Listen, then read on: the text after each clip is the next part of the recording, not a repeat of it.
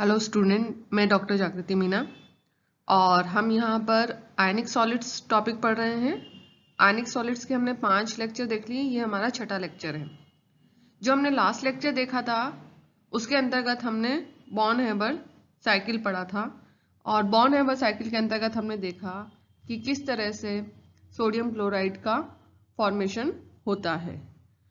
आज के लेक्चर में हम जालक ऊर्जा को प्रभावित करने वाले कारक और बॉर्न हेबर साइकिल के अनुप्रयोग means application of Born Haber cycle के बारे में पढ़ेंगे। तो चलिए स्टार्ट करते हैं। Applications of Born Haber cycle. Born Haber cycle के अनुप्रयोग। बॉर्न हेबर साइकिल को हम कहाँ कहाँ पर उपयोग में ले सकते हैं। पहला है जालक ऊर्जा ज्ञात करना, determination of lattice energy. Means Born Haber cycle से हम किसी भी कंपाउंड की चालक ऊर्जा ज्ञात कर सकते हैं। आयनिक यौगिकों के लिए बनाए गए बॉर्न हेबर चक्र में होने वाली अधिकांश ऊर्जा परिवर्तन जैसे delta H, S sublimation energy, I ionization energy, D dissociation energy, इनके जो मान होते हैं वो प्रयोग द्वारा ज्ञात किए जा सकते हैं। अतः किन्हीं दो ऊर्जा परिवर्तन जैसे U मीन्स लैक्टिक एनर्जी तथा E में से किसी एक का मान ज्ञात होने से दूसरी राशि का मान ज्ञात कर सकते हैं।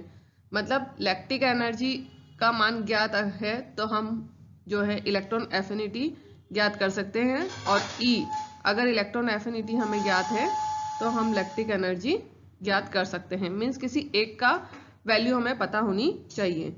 हैलोजनों की E जो होती है उसका मान प्रयोग द्वारा सही प्राप्त किया जा सकता है। अतः धातु हैलाइडों के जालक ऊर्जा के मानों की बॉर्न हेबर चक्र द्वारा गणना की जा सकती है। तो यहाँ पर जो जालक ऊर्जा है वो U है। इसकी कैलकुलेशन हम कैसे करेंगे? U equal to minus S minus I minus D upon 2 plus E minus delta H. तो इस समीकरण की सहायता से हम आराम से लैक्टिक एनर्जी ज्ञात कर सकते हैं किसी भी आयनिक यौगिक की। और लैक्टिक एनर्जी ज्ञात करने के लिए हमें जो है सब्लिमेशन एनर्जी, आयनन एनर्जी, डिसोसिएशन एनर्जी और जो डेल्टा एच है और ई है उसकी वैल्यू हमें ज्ञात होनी चाहिए। तो अगर इनकी वैल्यू हमें ज्ञात है तो हम आराम से किसी भी यौगिक की लैक्टिक एनर्जी ज्ञात कर सकते हैं। ई का मतलब यहाँ पर इलेक्ट्रॉन एफिनिटी है। नेक्स्ट है इलेक्ट्रॉन बंधुता ज्ञात करना, डिटर्मिनेशन ऑफ इलेक्ट्रॉन एफिनिटी। जो बॉर्न हेबर साइकिल है इसकी सहायता से हम इलेक्ट्रॉन एफिनिटी को भी ज्ञात कर सकते हैं। कई तत्वों की इलेक्ट्रॉन बंधुता का मान सामान्य विधि द्वारा ज्ञात करना कठिन होता है। अतः ऐसे तत्वों के इलेक्ट्रॉन बंधुता के मान हम क्या करते हैं? बॉर्न हेबर साइकिल द्वारा ज्ञात कर सकते हैं। तो ये एक इक्वेशन है, ये दी गई है और इसी के आधार पर हम बॉर्न हेबर साइकिल को यूज करके और किसी भी एलिमेंट की इलेक्ट्रॉन एफिनिटी को कैलकुलेट कर सकते हैं। E equal to S plus D upon 2 plus I minus U plus delta H. तो इस इक्वेशन में अगर हमें सभी के मान प्राप्त हैं, मतलब सब्लिमेशन एनर्जी D/2 यानी dissociation energy, ionization energy, lattice energy और डेल्टा एच की वैल्यू अगर हमें पता है तो हम किसी भी एलिमेंट के लिए E की वैल्यू निकाल सकते हैं। इलेक्ट्रॉन एफिनिटी को हम आराम से ज्ञात कर सकते हैं। नेक्स्ट है प्रोटॉन बंधुता ज्ञात करना, determination of proton affinity. Proton affinity को हम बॉर्न हेबर साइकिल की सहायता से कैलकुलेट कर सकते हैं। किसी ऋणायन के प्रोटॉन के साथ जुड़ने पर एसिड बनता है और निश्चित मात्रा में ऊर्जा मुक्त होती है। ठीक है, कोई भी एनायन है वो अगर प्रोटॉन के साथ में जुड़ेगा तो क्या बनेगा? एसिड बनेगा। और ये जब एसिड बनेगा तो इसमें कुछ एनर्जी जो है वो रिलीज होगी। इस एनर्जी की जो क्वांटिटी होती है, जो मात्रा होती है वो फिक्स होती है, जिसे हम प्रोटॉन बंधुता कहते हैं और इसे P से डिनोट करते हैं। यहाँ पर एक एग्जाम्पल दिया हुआ है, उदाहरण NH3 के लिए प्रोटॉन बंधुता निम्न प्रकार से ज्ञात की जा सकती है। देखिए NH3 है, इसमें अगर हम एक प्रोटॉन H+ को जोड़ते हैं तो एनर्जी रिलीज होती है और NH4+ का फॉर्मेशन होता है। तो इसको बॉर्न हेबर साइकिल द्वारा कैसे समझे हम? यहाँ पर बॉर्न हेबर साइकिल जब मैंने पढ़ाया था तो उसमें आपको दो मेथड पढ़ाए थे, एक था डायरेक्ट मेथड और एक था इनडायरेक्ट मेथड। अब ये जो है ये डायरेक्ट मेथड है और ये इनडायरेक्ट मेथड है जिसमें NH4Cl का फॉर्मेशन हो रहा है। तो यहाँ पर NH3 जो है वो गैसियस स्टेट में है, इसका डिसोसिएशन होगा तो ये जो है NH3 गैसियस स्टेट में ही रहेगा और HCl जो है वो क्या होगा H+Cl, यानी कि दो जो है परमाणु में ये डिसोशिएट हो जाएगा, H अलग हो जाएगा और Cl अलग हो जाएगा। उसके बाद में आयोनाइजेशन होगा, यहाँ प्लस आई का मतलब है आयोनाइजेशन हो रहा है, ठीक है। आयोनाइजेशन में क्या होगा, इलेक्ट्रॉन रिलीज होगा या फिर इलेक्ट्रॉन गेन होगा तभी आयन बनेंगे। तो यहाँ पर H जो है वो एक H+ में कन्वर्ट हो जाता है इलेक्ट्रॉन को गेन करके, और जो Cl है वो Cl- में कन्वर्ट हो जाता है। अब यहाँ पर देखिए हमारे पास में NH3 है, H+ आयन है और Cl- आयन है। तो ये जो NH3 है वो H+ आयन के साथ में जुड़ेगा और NH4- जो आयन है NH4+ आयन का निर्माण होगा और Cl- आयन बचा हुआ रहेगा। और फिर इस तरह से NH4+ और Cl- ये दोनों आयन जो हैं आपस में कंबाइंड होकर के NH4Cl का निर्माण करेंगे। तो ये जो है ये पूरा साइकिल है जिसमें NH4Cl का निर्माण हो रहा है। और यहाँ पर U जो है वो क्या है, लैक्टिक एनर्जी है, जो कि एनर्जी रिलीज हो रही है, इसलिए यहाँ पर -U लिखा हुआ है, माइनस का साइन लगा हुआ है। और डायरेक्ट मेथड को हम देखें तो NH3 जो है वो HCl के साथ में रिएक्ट होकर के NH4Cl सीधे ही बना लेगा। NH4Cl जो है वो एक क्रिस्टल होगा जो कि सॉलिड फॉर्म में होगा और इसमें भी एनर्जी रिलीज होगी, उसे हम -ΔH से डिनोट करेंगे। -ΔH = D+I-E-P-U, ये इसकी वैल्यू होगी और P की वैल्यू होगी P = D+I-E-U+ΔH। तो इस इक्वेशन के द्वारा हम प्रोटॉन एफिनिटी ज्ञात कर लेंगे। यहाँ पे P जो है वो प्रोटॉन एफिनिटी है। तो हमें अगर dissociation energy, ionization energy, electron affinity, lattice energy और ΔH की वैल्यू पता है तो हम इजीली किसी भी यौगिक की या किसी भी क्रिस्टल की प्रोटॉन एफिनिटी को ज्ञात कर सकते हैं।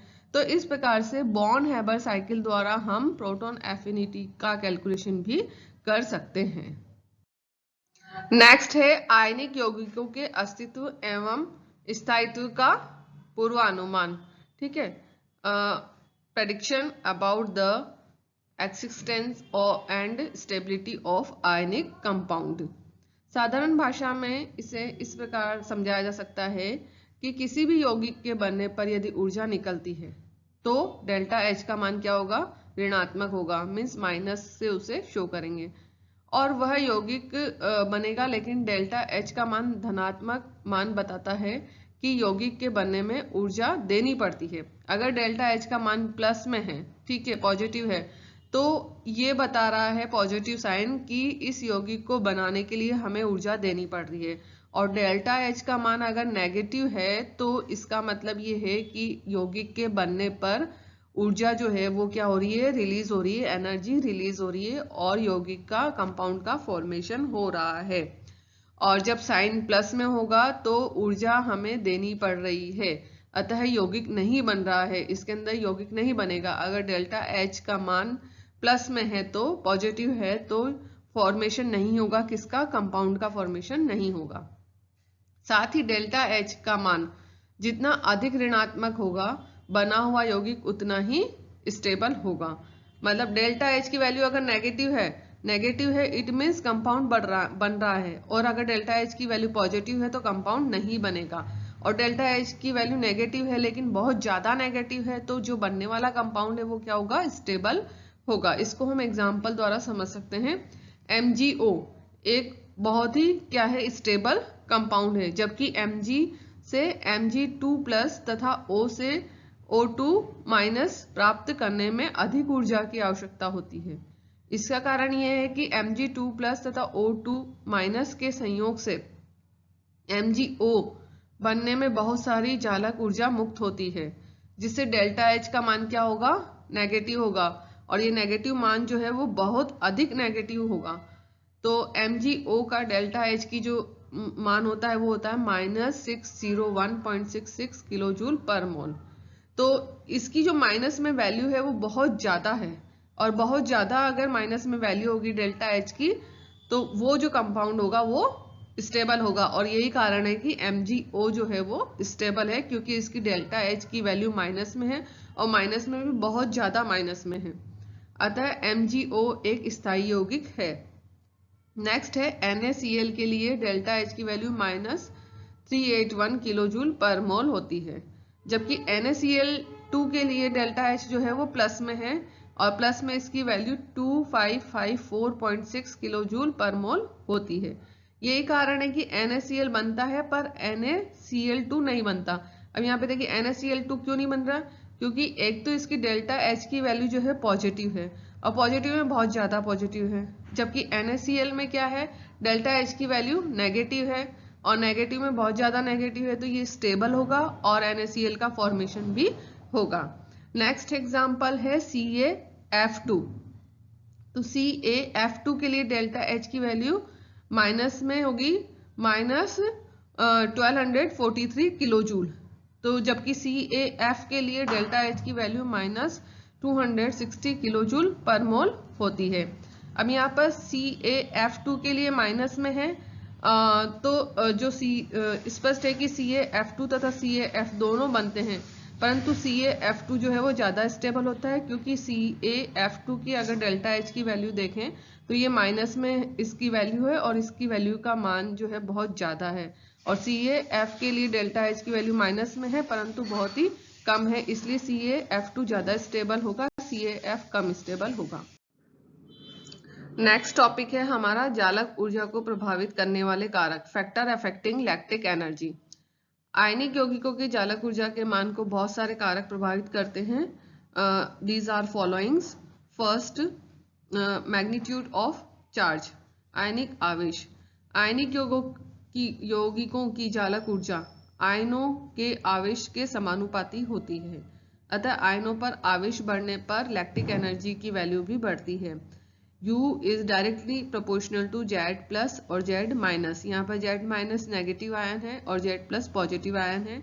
U जो है वो लैक्टिक एनर्जी है, तो जो लैक्टिक एनर्जी होती है वो डायरेक्टली प्रोपोर्शनल होती है चार्ज के। तो जैसे जैसे चार्ज बढ़ेगा आयन्स पर, वैसे वैसे लैक्टिक एनर्जी के मान भी बढ़ेंगे। धनायन पर आवेश या ऋणायन पर आवेश या दोनों आयनों पर आवेश बढ़ने पर लैक्टिक एनर्जी की वैल्यू बढ़ती है। यहाँ पर हम देखते हैं NaCl, MgCl2 और AlCl3।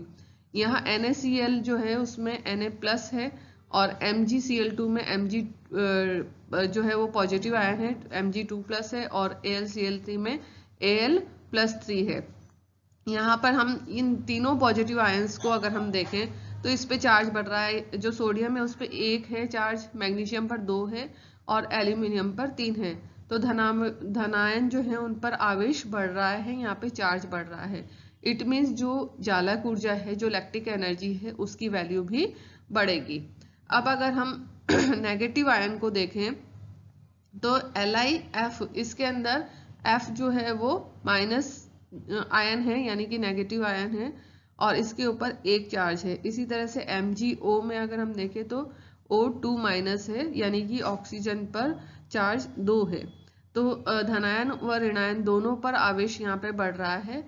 यहाँ धनायन जो है Li है, लिथियम है जिस पर +1 चार्ज है, और MgO में Mg के ऊपर +2 चार्ज है।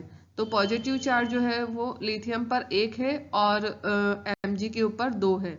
तो पॉजिटिव जो कैटायंस हैं उनके ऊपर भी चार्ज बढ़ रहा है, और जो एनायंस हैं उन पे भी चार्ज बढ़ रहा है। तो यहाँ पर कैटायन और एनायन दोनों ही आयंस के ऊपर जो आवेश है वो बढ़ रहा है, तो इन दोनों की लैक्टिक एनर्जी की वैल्यू भी बढ़ेगी। नेक्स्ट है आयनिक त्रिज्या, आयनिक रेडिंग। आयनिक त्रिज्या का जो है जालक ऊर्जा पर क्या फर्क पड़ता है, क्या प्रभाव पड़ता है। आयनिक यौगिकों की जालक ऊर्जा के मान धनात्मक व ऋणात्मक आयन की त्रिज्या के विलोमानुपाती होते हैं, अर्थात धनायन या ऋणायन की त्रिज्याओं के मान बढ़ने पर जालक ऊर्जा के मान घटते हैं। इट मीन्स जो आयन्स होते हैं, चाहे वो नेगेटिव आयन हो चाहे पॉजिटिव आयन हो, उनकी जो रेडियस है उस रेडियस के विलोमानुपाती होते हैं, इन्वर्सली प्रोपोर्शनल होता है कौन, लैक्टिक एनर्जी। तो लैक्टिक एनर्जी अगर आयनिक रेडी की इन्वर्सली प्रोपोर्शनल होगी तो लैक्टिक एनर्जी का मान अगर बढ़ेगा तो आयनिक त्रिज्या का मान कम होगा, ठीक है, और आयनिक त्रिज्या का मान बढ़ेगा तो लैक्टिक एनर्जी का मान कम होगा, क्योंकि दोनों अपोजिट है। तो त्रिज्या बढ़ेगा तो लैक्टिक एनर्जी का मान कम होगा, और अगर त्रिज्या का मान कम होगा तो लैक्टिक एनर्जी की वैल्यू जो है वो ज्यादा होगी। और अभी हमने चार्ज में क्या देखा था, चार्ज में हमने देखा था कि जो आयन्स है उनके ऊपर चार्ज अगर इंक्रीज होता है तो लैक्टिक एनर्जी भी इंक्रीज होती है। मीन्स लैक्टिक एनर्जी जो है वो चार्ज की तो प्रोपोर्शनल होती है डायरेक्टली, लेकिन आयनिक रेडी जो होती है उसके जो है इन्वर्सली प्रोपोर्शनल होती है। क्षारीय धातु के क्लोराइड, इनमें क्या होता है, LiCl, NaCl, KCl, RbCl और CsCl, ठीक है। यहाँ पर धनायन का आकार जो है वो बढ़ रहा है, आकार बढ़ रहा है। इट मीन्स यहाँ पर जो कैटायंस हैं उनकी त्रिज्या का मान भी बढ़ रहा है। और यहाँ पर ऋणायन का आकार जो है वो कांस्टेंट है यहाँ पर, क्योंकि सभी ऋणायन देखिए ये क्लोरीन क्लोरीन क्लोरीन क्लोरीन, सब में क्लोरीन है, ठीक है, क्लोराइड है, सॉरी। तो जो क्लोराइड है वो तो क्या है, कांस्टेंट है, उसकी जो त्रिज्या है वो नहीं बढ़ रही, मतलब उसकी जो साइज है वो भी नहीं बढ़ रही। लेकिन जो पॉजिटिव आयंस है, जो कैटायंस हैं, उनका जो साइज है वो बढ़ रहा है। अब यहाँ पर क्योंकि साइज बढ़ रहा है तो जालक ऊर्जा के मान भी बढ़ रहे हैं। यहाँ धनायन व ऋणायन पर आवेश समान है, ठीक है। तो साइज धनायन का बढ़ रहा है और ऋणायन का आकार जो है वो कांस्टेंट है, और जालक ऊर्जा का मान भी बढ़ रहा है। नेक्स्ट है सोडियम के हैलाइड्स, इसमें ऋणायन का आकार बढ़ रहा है और जो धनायन का आकार है वो क्या है, कांस्टेंट है। तो ऋणायन का आकार बढ़ रहा है तो जालक ऊर्जा के मान घट रहे हैं। यहाँ पर भी मान बढ़ेंगे नहीं घटेंगे, सॉरी ये गलत लिखा हुआ है, यहाँ पर धनायन का आकार बढ़ रहा है, इट मीन्स त्रिज्या बढ़ रही है, तो जो जालक ऊर्जा है उसका मान कम होगा, यहाँ पर कम होंगे। और फिर उसके बाद में यहाँ पर और एग्जाम्पल दिए गए हैं, LiF और CSI, ये और एग्जाम्पल्स इसके हैं। तो कुल मिलाकर हम ये कह सकते हैं कि जो आयनिक त्रिज्या है वो जो है उस लैक्टिक एनर्जी के क्या होती है, इन्वर्सली प्रोपोर्शनल होती है। तो यहाँ पर आप ध्यान रखिएगा, ये बढ़ेगा नहीं, ये घटेगा। नेक्स्ट जो फैक्टर है वो है क्रिस्टल संरचना, मैडेलुंग स्थिरांक, ठीक है, क्रिस्टल स्ट्रक्चर। मैडेलुंग स्थिरांक A क्रिस्टल संरचना पर निर्भर करता है। U is directly proportional to A। A क्या है यहाँ पर, मैडेलुंग स्थिरांक है। समन्वय संख्या में वृद्धि के साथ में मैडेलुंग स्थिरांक बढ़ता है, जिससे जालक ऊर्जा में भी वृद्धि होती है। किंतु आयनिक त्रिज्या का प्रभाव मैडेलुंग नियतांक की अपेक्षा जालक ऊर्जा पर अधिक होता है। जैसे हम एक एग्जाम्पल से इसको समझे कि NaCl की जालक ऊर्जा CsCl से अधिक होती है, जबकि CsCl का मैडेलुंग नियतांक NaCl से अधिक है। इसका कारण Na प्लस आयन की त्रिज्या का मान जो है वो Cs प्लस आयन की त्रिज्या से कम होता है, तो ये इसका कारण होता है।